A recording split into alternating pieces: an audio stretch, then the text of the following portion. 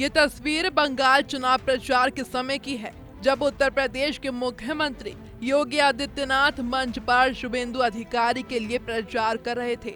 जब अधिकारी मंच पर आए तो वह सीधे योगी के पास गए, जो माइक पर बोलने के लिए आगे बढ़ रहे थे।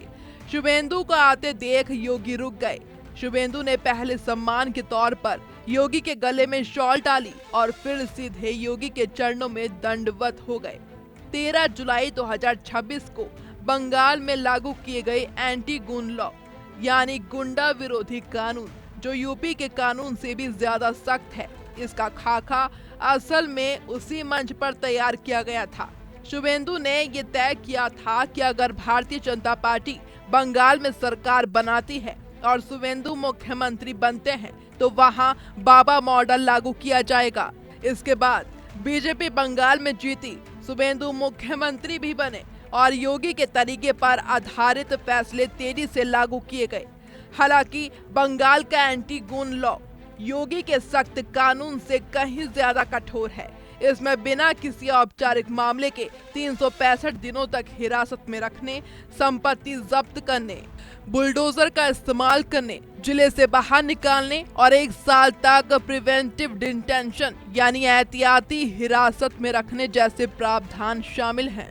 बंगाल में अपराधियों के खिलाफ एक्शन का नया कानून लागू हो चुका है। सरकार का दावा है कि अब असामाजिक तत्वों के लिए बच निकलना आसान नहीं होगा, लेकिन विपक्ष पूछ रहा है, क्या अपराध पर लगाम लगेगी या फिर नागरिक अधिकारों पर नई बहस शुरू होगी? पश्चिम बंगाल सार्वजनिक सुरक्षा और असामाजिक गतिविधियों पर नियंत्रण अधिनियम 2026 सोमवार आधी रात से लागू हो गया। इस कानून का सबसे चर्चित प्रावधान है एहतियाती हिरासत, यानी जिन लोगों को कानून के तहत सार्वजनिक सुरक्षा के लिए खतरा माना जाता है, उन्हें निर्धारित कानूनी प्रक्रिया के तहत 1 साल तक हिरासत में रखा जा सकता है, भले उन पर अभी आपराधिक मुकदमे का अंतिम फैसला ना हुआ हो। यही नहीं, हिंसा, दंगा या सार्वजनिक संपत्ति को नुकसान पहुंचाने के मामलों में प्रशासन को नुकसान की भरपाई के लिए संपत्ति जब्त करने और कानूनी प्रक्रिया के तहत कार्रवाई करने का अधिकार भी दिया गया है। नए कानून में जिलाधिकारी और पुलिस कमिश्नर को आदतन या संदिग्ध अपराधियों को 1 साल तक जिले से बाहर रखने यानी जिलाबदर करने की शक्ति भी दी गई है। साथ ही इस कानून के तहत दर्ज अपराध संज्ञेय और गैर जमानती होंगे। राज्य सरकार का कहना है, बंगाल में बढ़ती हिंसा, संगठित अपराध और असामाजिक गतिविधियों पर काबू पाने के लिए ये कानून जरूरी था। सरकार का दावा है कि इसका उद्देश्य आम लोगों की सुरक्षा बढ़ाना है, लेकिन यहीं से शुरू हुई है नई सियासी लड़ाई।